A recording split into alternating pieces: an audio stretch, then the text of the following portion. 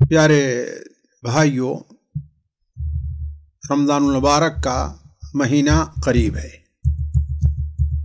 بلکہ یہ کہیے کہ اس وقت وہ آنا ہی چاہتا ہے۔ اس مبارک مہینے سے ہم نے کیا عبرت لی، کیا سبق لیا، یہ چیز باعث غور و فکر ہے۔ ساتھیوں، آج کے ہمارے درس کا جو عنوان ہے وہ ہے رمضان کے اسلام لانے کا واقعہ، یعنی رمضان کیسے مسلمان ہوا۔ اب ایک سوال ہے، یہی چیز میں آپ کے اسی کا جواب رکھنے کے لیے یہ درس ہم نے رکھا ہے۔ ایک مشہور کویتی عالم ہیں اور داعی ہیں، وہ ہیں شیخ عبداللہ حامد العالی۔ انہوں نے اپنا ایک واقعہ بیان کیا ہے کہ میری ملاقات ایک شخص سے ہوتی ہے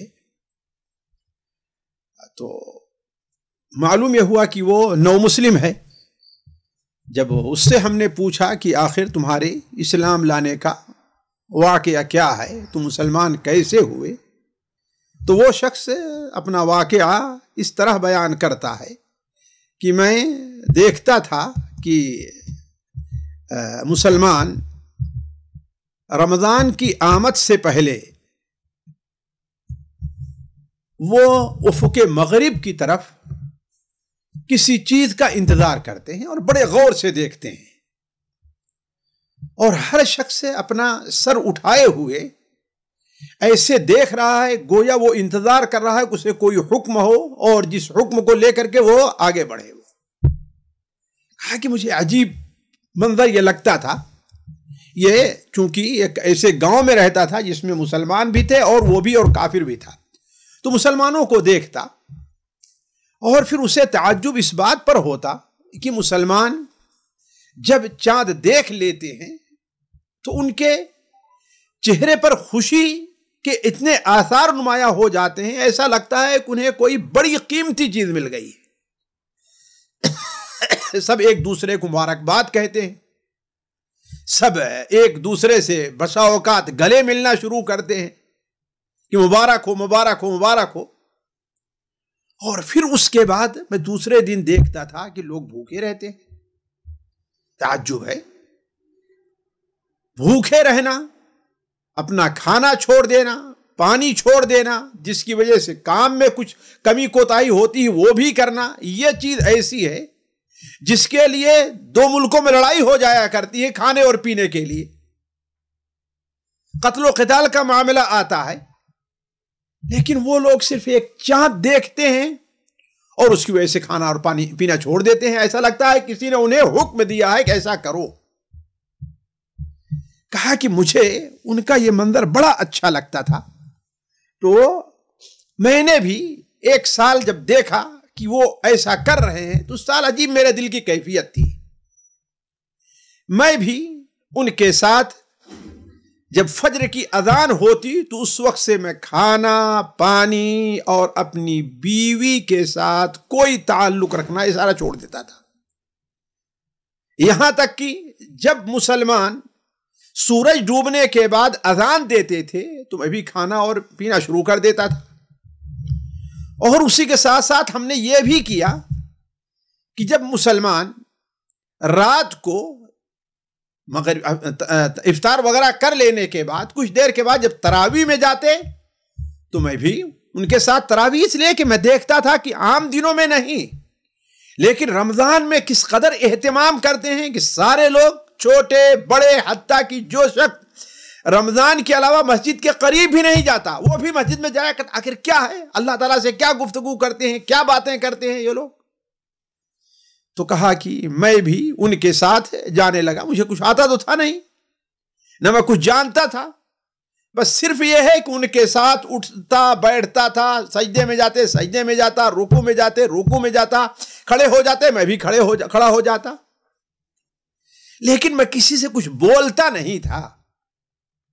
اور لوگ بھی مجھے یہ تعجب سے دیکھتے تھے کہ ایک اجنبی آدمی ہے، مجھے پہچانتے بھی نہیں تھے شاید، وجہ کیا ہے؟ کہا کہ 1 دن گزرا، 2 دن گزرا، اس طریقے سے رمضان کے 15 دن گزر گئے۔ ایک دن امام مسجد نے مجھے بلایا اور کہا کہ آخر کیا معاملہ ہے، یہ کیا ماجرا ہے، تم کون ہو، کہاں سے آتے ہو، کسی سے تمہارا کوئی خاص ملنا جلنا نہیں ہے؟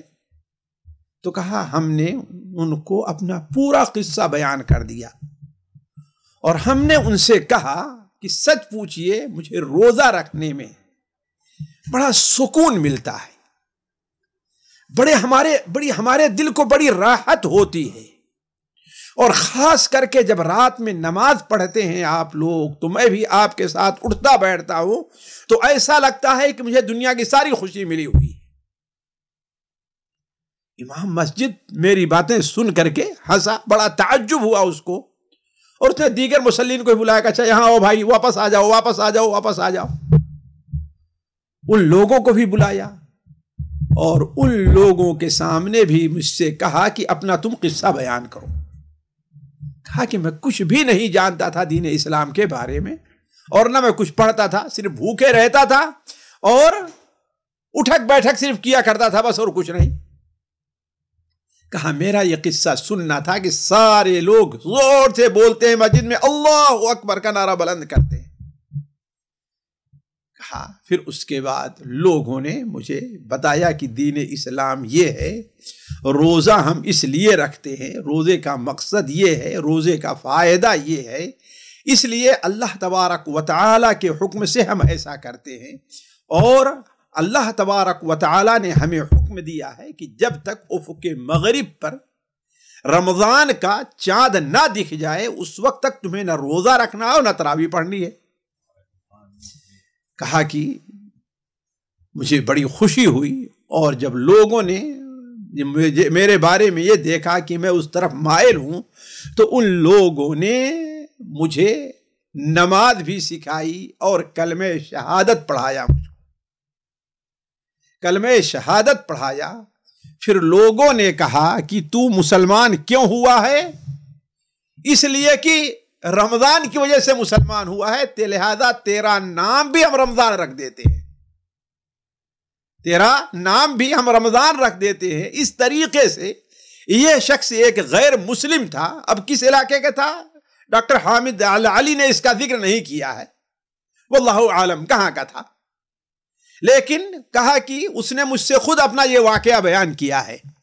ساتھیو یہ ایک واقعہ ہے، ہمارے اور آپ کے لیے ایک نارمل سی چیز ہے، لیکن حقیقت پوچھے تو یہ نارمل نہیں ہے، غور کرنے کی چیز ہے۔ اس کے بارے میں اگر ہم سوچیں تو ہمیں ساتھیو، ہم اگر ٹھنڈے دل سے سوچیں اس واقعے پر تو ہمیں اپنی نصیحت کے لیے، اپنی تربیت کے لیے، اپنے کو سنوارنے کے لیے اس میں بہت سے سبق ہمارے لیے ہیں، بہت سا درس ہم کو ملتا ہے۔ پہلا کیا؟ پہلی چیز ساتھیوں، میں ہمیشہ اپنے ساتھیوں سے کہتا ہوں کہ ہدایت یعنی دین حق کی طرف رہنمائی یا اللہ کی رضا مندی کے کام کرنے کی طرف رہنمائی، یہ صرف اور صرف اللہ تبارک و تعالی کا عطیہ ہے، اس میں کسی انسان کی کوشش، کسی انسان کی محنت کا کوئی دخل نہیں، ورنہ اگر یہ چیز اللہ تبارک و تعالی کی طرف سے نہ ہوتی تو حضرت ابراہیم علیہ السلام اپنے باپ کو ہدایت کے راستے پر لے آتے، حضرت نوح علیہ السلام اپنے باپ کو ہدایت کے راستے پر لے آتے، حضرت نوح اور لوط علیہ السلام اپنی بیویوں کو ہدایت کے راستے پر لے آتے، حضرت محمد مصطفیٰ صلی اللہ علیہ وسلم اپنے چچا کو ہدایت کے راستے پر لے آتے، چاہے ابو طالب ہو یا ابو لہب ہو، لیکن نہیں، یہ کام کس کا ہے؟ صرف اللہ تبارک و تعالی کا ہے۔ لقد انزلنا آیات مبینات واللہ یہدی من یشاء الی صراط مستقیم، ہم نے بڑی کھلی کھلی آیات نازل کی ہیں، بڑی کھلی کھلی نشانیاں ہم نے دکھائی ہیں، لیکن ان نشانیوں سے فائدہ اٹھانا، اس کی توفیق کون دینے والا ہے؟ اللہ تبارک و تعالی واللہ یہدی من یشاء الی صراط مستقیم. اس طریقے سے قرآن مجید میں متعدد آیات ہے کہ واللہ یہدی من یشاء، اللہ جس کو چاہتا ہے ہدایت دیتا ہے. وَلِلَّهِ الْمَشْرِقُ وَالْمَغْرِبُ یہدی من یشاء الی صراط مستقیم. مشرق اور مغرب کا جو معاملہ ہے یہ سارا کا سارا اللہ تبارک و تعالیٰ کا ہے. اس کا مالک اللہ تعالیٰ ہے، وہ جسے چاہتا ہے سیدھی راہ کی ہدایت دیتا ہے. اس لیے ساتھیوں، ہمیں اور آپ کو اس سے سبق یہ ہے کہ ہدایت ہمیں کس سے طلب کرنی ہے؟ اللہ تبارک و تعالیٰ سے. اگر ہم گناہ کے اندر مبتلا ہیں، ہم چاہتے ہیں گناہ کو چھوڑ دیں لیکن نہیں چھوٹتے، ہم نماز نہیں پڑھ پاتے ہیں، چاہتے ہیں دل سے کہ نماز پڑھیں لیکن نہیں پڑھی جاتی، ہم کوئی بھی ایسا کام اسے کرنا نہیں چاہتے جو اللہ کے رضا کا ہے، کرنا چاہتے ہیں لیکن نہیں کر پاتے، تو اس کے لیے کس کے پاس جانا ہے ہمیں؟ اللہ تبارک و تعالی، وہی ہدایت دینے والا ہے. اسی لیے حدیث قدسی جو صحیح مسلم میں حضرت ابو ذر سے مروی ہے، آپ صلی اللہ علیہ وسلم ارشاد میں کہ اللہ تعالیٰ فرماتا ہے یا عبادی کلکم ضال الا من ہدیتہ فاستہدونی اہدکم. اے میرے بندو، تم سب کے ساتھ گمراہ ہو، تم سب کے سب گمراہ ہو، راہ بھٹکے ہوئے ہو، الا یہ کہ جسے میں ہدایت دینا چاہوں، لہذا تم مجھ سے ہدایت طلب کرو. اسی لیے نبی کریم صلی اللہ علیہ وسلم کی دعا بھی رہی ہے اللہم انی اسألک الثبات فی الامر والعزیمت علی الرشد. حضرت علی رضی اللہ بیان فرماتے ہیں کہ اللہ کے رسول صلی اللہ علیہ وسلم نے ہم سے فرمایا، ہمیں دعا سکھائی کہ اے علی کہو اللہم اہدنی وسددنی، اے اللہ تبارک و تعالیٰ تو مجھے ہدایت دے اور سیدھے راستے پر جمائے رکھ. حضرت معاذ ابن جبل کا آپ صلی اللہ علیہ وسلم نے ہاتھ پکڑا اور کہا اے معاذ انی لأحبک، مجھے تم سے محبت ہے. ہر فرض نماز کے بعد اس دعا کو نہ چھوڑنا، اللہم اعنی علی ذکرک و شکرک و حسن عبادتک. اے اللہ تبارک و تعالی تو میری مدد کر اپنے ذکر پر، اپنے شکر پر، اور یہ کہ میں تیری عبادت اچھی طرح ادا کر سکوں. تو ساتھیوں، جو شخص بھی ہدایت کے راستے سے دور ہے، تعجب یہ ہے کہ آخر وہ اللہ کا دروازہ کھٹکھٹاتا کیوں نہیں، اللہ کے سامنے گڑ گڑاتا کیوں نہیں، اللہ سے روتا کیوں نہیں کہ اللہ تبارک و تعالیٰ میرے دکھ مقلب القلوب ہے، میرے دل کو پھیر دے. دوسری چیز، اگر مسلمان صحیح معنوں میں اسلامی احکام کی پابندی کر لیں تو لوگوں کی بہت بڑی تعداد بغیر دعوت کے، بغیر کوشش کے مسلمان ہو جائے. اسی لیے علماء کرام یہ لکھتے ہیں کہ دعوت کے جو اسالیب ہیں ان میں سے ایک اسلوب اسوہ حسنہ ہے، یعنی انسان جس چیز کی دعوت دے رہا ہے اس کا خود انسان پابند بن جائے، اپنی زندگی کو ایسے بنا لے. جیسا کہ اللہ تعالیٰ نبی صلی اللہ علیہ وسلم متعلق فرماتا ہے لَقَدْ كَانَ لَكُمْ فِي رَسُولِ اللَّهِ أُسْوَةٌ حَسَنَةٌ، رسول اللہ صلی اللہ علیہ وسلم زندگی تمہارے لیے اسوہ حسنہ ہے. اور ساتھیوں، بہت سے شواہد ایسے ہیں کہ لوگ کسی مسلمان کی دعوت سے نہیں، مسلمانوں کا طریقہ اور طرز دیکھ کر کے وہ لوگ مسلمان ہو گئے. تو کہنے کا مطلب یہ ہے کہ اگر مسلمان عبادت کا طریقہ اگر صحیح طور پر اپنا لیں تو وہ لوگوں کے لیے ایک دعوت کا ایک بہت بڑا کام ہوگا. تیسرا فائدہ ساتھیوں، آج جو اسلام کو بدنام کیا جا رہا ہے، اور خاص طور پر آج اور بالخصوص ہندوستان میں، فرانس میں اور ایسے بہت سے ملکوں میں، حتیٰ کہ گورنمنٹ کے پیمانے پر یہ کوشش کی جا رہی ہے لوگوں کو باور کرانے کے لیے کہ اسلام تلوار کے زور سے پھیلا ہے. یہ خالص شیطانی چکر ہے، یہ خالص شیطانی ہتھیار ہے جو استعمال کر رہا ہے شیطان اپنے چیلوں کے ذریعے ہتھیار استعمال کر رہا ہے، ورنہ اسلام کے پھیلنے کا سبب قطعاً تلوار نہیں ہے. اسلام کے پھیلنے کا سب سے بڑا سبب اس کی تعلیمات اور فطرت انسانی سے اس کی مناسبت ہے کہ انسانی فطرت سے مکمل طور پر دین اسلام مناسبت رکھتا ہے، اس لیے لوگ اسے اسلام کی تعلیمات کو دیکھ کر کے مسلمان ہو جاتے ہیں. اسی طریقے سے ہمیں یہ نہیں بھولنا چاہیے کہ اسلام کی جو عبادات ہیں وہ انسانی فطرت سے مناسبت رکھتی ہیں. اس سے انسان کے دل کو سکون ملتا ہے، اس کی روح کو غذا ملتی ہے، اس کے قلب کو اطمینان حاصل ہوتا ہے. اسلام دین فطرت ہے، اس کی عبادت کا طریقہ وہ کیا ہے؟ فطرت سے مناسبت رکھتا ہے. اسی لیے بہت سے لوگ مسلمانوں کی طرز عبادت دیکھ کر کے مسلمان ہو جاتے ہیں. جیسا کہ ایک شخص ہے، ساتھیوں وقت نہیں کہ میں آپ کے سامنے ایک انڈین راہول نامی مسلمان کا واقعہ رکھوں. جو لوگ عربی جانتے ہیں وہ موقع قصۃ الاسلام میں جا کر کے دیکھیں، الہندی راہول اسلم بسبب الصیام، وہاں جا کر کے دیکھ لیں کہ وہ شخص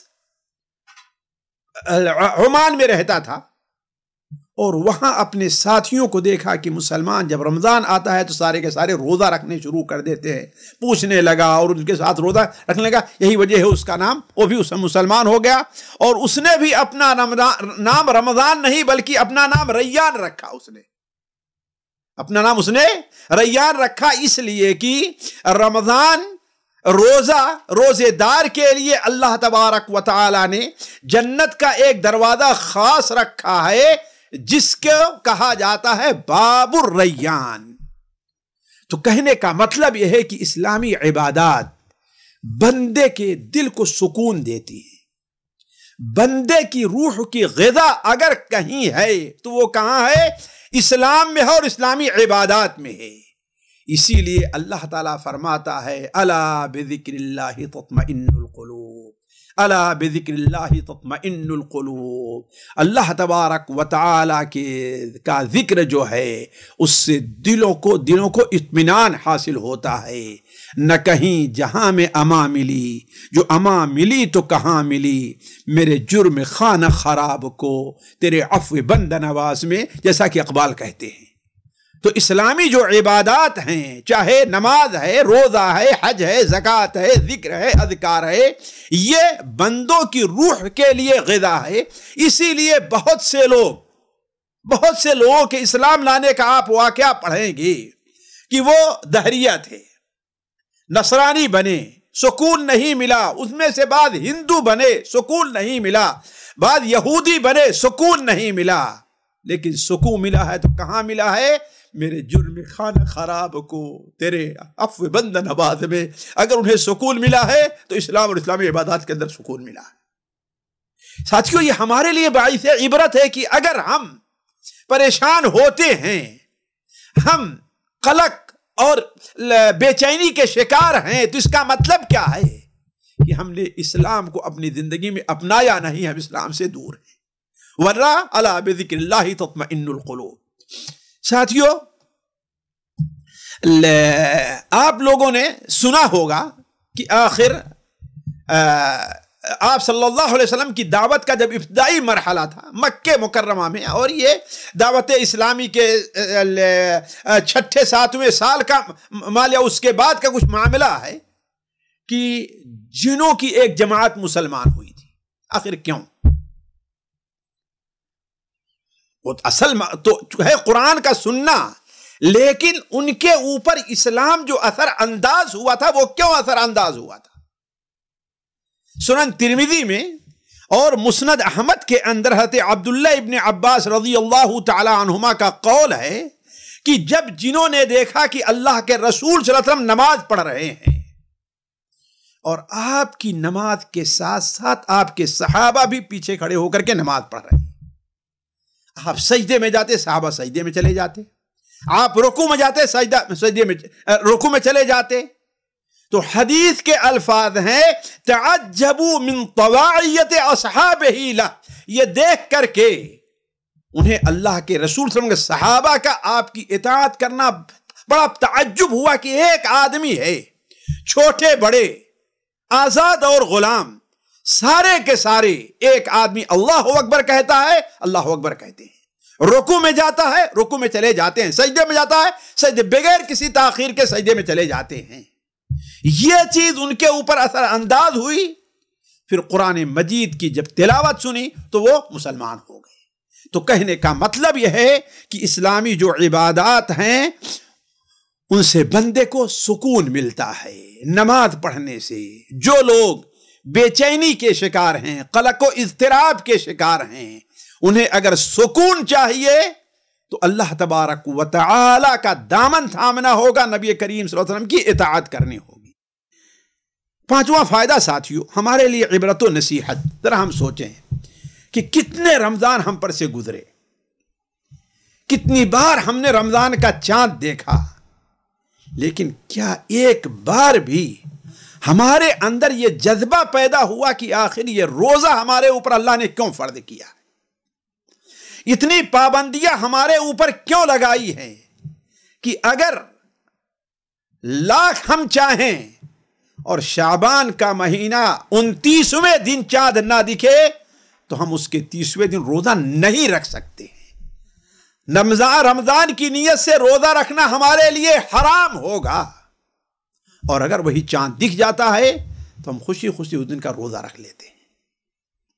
اسی طریقے سے یہ جو روزہ رکھنے کا اللہ نے ہمیں حکم دیا ہے، ہمیں کھانا کھانے سے روک دیا، دن میں پانی پینے سے روک دیا، غلط بات بکنے سے ہمیں آپ کو روک دیا، ہمیں میاں بیوی کے تعلقات قائم کرنے سے اللہ نے ہمیں روک دیا، ہمیں اللہ نے اپنے کان کی، اپنے آنکھ کی، اپنی زبان کی حفاظت کا حکم دیا، لیکن کیا اس روزے کی جو فرضیت کا مقصد ہے ہم نے ادا کیا کہ نہیں کیا؟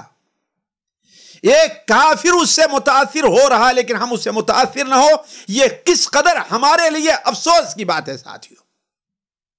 یا ایھا الذین آمنوا کتب علیکم الصیام کما کتب علی الذین من قبلکم لعلکم تتقون۔ اسی طریقے سے ساتھیو ایک فائدہ ہمیں یہ بھی ملتا ہے کہ اس رمضان شہر التغییر ہے۔ یعنی کیا معنی؟ رمضان اپنے اندر تبدیلی پیدا کرنے کا مہینہ ہے۔ رمضان میں اللہ تبارک و تعالی اس کائنات میں کتنی تبدیلیاں کر دیتا ہے، جنت کے دروازوں کو کھول دیتا ہے، جہنم کے دروازوں کو بند کر دیتا ہے، شیطانوں کو جکڑ دیا جاتا ہے۔ اللہ تبارک و تعالی روزانہ اس کی طرف سے ایک منادی ندا دیتا ہے، یا باغی الخیر اقبل و یا باغی الشر اقصر، اور ہر رات کو ایسا ہوتا ہے۔ اللہ تعالی ہر رات کتنے لوگوں کو جہنم کی آگ سے آزاد کرتا ہے، کتنے لوگ جنت کے مستحق بن جایا کرتے ہیں۔ یہ ساری تبدیلیاں اس مہینے میں ہوتی ہیں، لیکن ہماری بدبختی اور بدنصیبی ہے کہ ہم نے بھی اپنے اندر کوئی تبدیلی پیدا کی کہ نہیں پیدا کی۔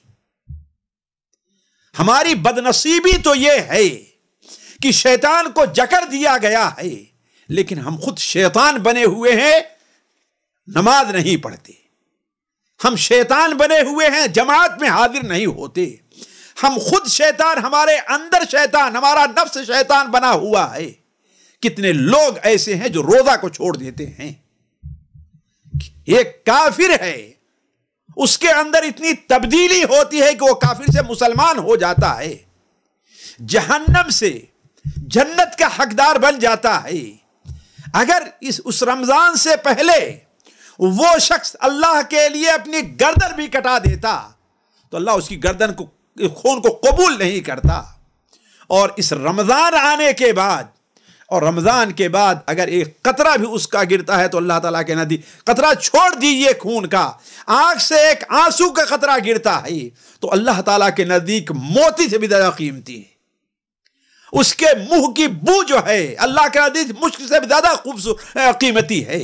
یہ اتنی بڑی تبدیلی رمضان کی وجہ سے ہوتی ہے، لیکن ہم نے کیا کیا اپنے اندر؟ کوئی تبدیلی کی؟ یا رمضان آ رہا ہے تبدیلی کے بارے میں سوچا ہم نے؟ یہی وجہ ہے کہ ہمارے اندر کوئی فرق نہیں پڑتا. کیوں؟ اس لیے کہ ہم اپنے اندر تبدیلی کے بارے میں سوچتے ہی نہیں کہ ہمیں کیا کرنا ہے. خیر ساتھیو، آخری بات، اسلام کی خوبی یہ ہے کہ اسلام ربانی مذہب ہے. ساتھیو، ربانی مذہب کا معنی کیا ہے؟ یعنی اس کے اصول، اس کے ضوابط، قوانین، اس کے احکام، اس کے فرامین سارے کے سارے اللہ کے متعین کردہ ہیں. اس میں کسی انسان کو، نبی کو، ولی کو، فرشتے کو اللہ نے دخل نہیں دیا. اللہ کے رسول صلی اللہ علیہ وسلم سے پوچھا گیا کہ سب سے اچھی جگہ کون ہے اور سب سے بری جگہ کون ہے؟ آپ نے فرمایا مجھے معلوم نہیں ہے. اپنی طرف سے نہیں کہنے کا اختیار ہے، میں جبرائیل سے پوچھتا ہوں. آپ نے جبرائیل سے پوچھا، جبرائیل نے کہا مجھے بھی معلوم نہیں ہے، میں اللہ تعالیٰ سے پوچھتا ہوں.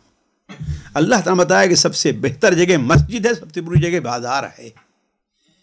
نبی کریم صلی اللہ علیہ وسلم کے پاس ایک بیوہ عورت جس کے شوہر غزوہ احد میں شہید ہو گئے تھے، اس کے بیٹے نہیں تھے، صرف بیٹیاں تھیں، وہ اللہ کے رسول کی خدمت میں آتی ہے کہ زمانے جاہلیت کا جو اصول تھا کہ میراث صرف مردوں کو ملا کرتی تھی، اور انہی مردوں کو جو ہتھیار اٹھا سکتے تھے آپ کی خدمت میں حاضر ہوتی ہے اور کہتی اے اللہ کے رسول صلی اللہ علیہ وسلم، ان بچیوں کے چاچا نے جائیداد پر پورا قبضہ کر لیا ہے، میں کیا کروں؟ آپ صلی اللہ علیہ وسلم خاموش رہے، کوئی فیصلہ نہیں کیا، یہاں تک کہ اللہ تبارک و تعالی آیت نازل فرماتا ہے یوصیکم اللہ فی اولادکم للذکر مثل حظ الانثیین فإن کن نساء فوق اثنتین فلہما ثلث ما ترک، آخر تک جو ہے. تو دین اسلام ایک ربانی مذہب ہے، اس کے سارے احکام اور فرامین کس کے ہیں؟ اللہ کے متعین کردہ ہیں، یا اللہ کے حکم سے رسول اللہ صلی اللہ علیہ وسلم. اگر اللہ کا حکم نہیں ہے کسی پر تو اللہ کے رسول صلی اللہ علیہ وسلم بھی اس بارے میں جرأت نہیں کرتے تھے. یا ایھا الذین آمنوا لم تحرموا ما احل اللہ لک، جس چیز کو اللہ نے آپ کے لیے حلال کیا ہے اس کو آپ حرام کیوں کرتے ہیں؟ حرام کرنا یہ اللہ تعالیٰ کا کام ہے، آپ کا کوئی اختیار نہیں ہے. لہذا آپ قسم کا کفارہ ادا کیجئے اور اس چیز کو کھائیے. تو اسلام ربانی مذہب ہے. اور یہ کہاں سے ہم نے یہ لیا کہ وہ کہتا ہے کہ لوگ افق مغرب کی طرف دیکھ رہے تھے، وہ رمضان جو مسلمان ہوا ہے وہ افق مغرب کی طرف دیکھ رہے تھے، ایسا لگتا تھا کہ اوپر سے کسی کے حکم کے منتظر ہے، حکم آ جائے روزہ رکھ لیں گے. اور حقیقی بات یہ ہے اللہ نے آرڈر دیا چاند کو، نکل آیا روزہ رکھ لیا، اگر چاند نہ نکلتا تو روزہ نہ رکھتے. تو کہنے کا مطلب یہ ہے ساتھیو، یہ رمضان کا مہینہ ہمارے اور آپ کے لیے بڑا مبارک مہینہ ہے. اس مہینے کی مبارک سے ہم نے یہ واقعہ آپ کے سامنے رکھا. اللہ تعالیٰ سے دعا ہے کہ اللہ تعالیٰ ہمیں اور آپ کو اس مبارک مہینے سے فائدہ اٹھانے کی توفیق عطا فرمائے. والسلام علیکم ورحمۃ اللہ وبرکاتہ. سامعین کرام، ہمارے علمی اور عوامی دروس اور سوال و جواب کی مجلسوں سے آپ خود بھی مستفید ہوں اور اپنے دوست و احباب کے ساتھ بھی شیئر کریں. عین ممکن ہے کہ آپ کے شیئر سے کسی کی اصلاح اور آپ کے لیے صدقہ جاریہ بن جائے. واٹس ایپ پر اسلامک میسج حاصل کرنے کے لیے نمبر نوٹ فرمائیں: یعقوب عزیز 00966 5089 59707. واٹس ایپ سوال جواب گروپ میں ایڈ ہونے کے لیے نمبر نوٹ فرمائیں: عبدالسلام عمری 00966 502627 622. نمبر بھیجتے ہوئے نام اور پتہ ضرور لکھیں. اسی طرح ہمارے یوٹیوب چینل اسلامی دعویٰ کو ضرور سبسکرائب کریں تاکہ ہماری ہر نئی اور اہم ویڈیو کی اطلاع آپ کو فوری حاصل ہو جائے. تمام دروس، مقالات اور سوال و جواب سیریز کے لیے ہماری مشہور ویب سائٹ www.islamidawah.com کا مشاہدہ کرتے رہیں. السلام علیکم ورحمۃ اللہ وبرکاتہ.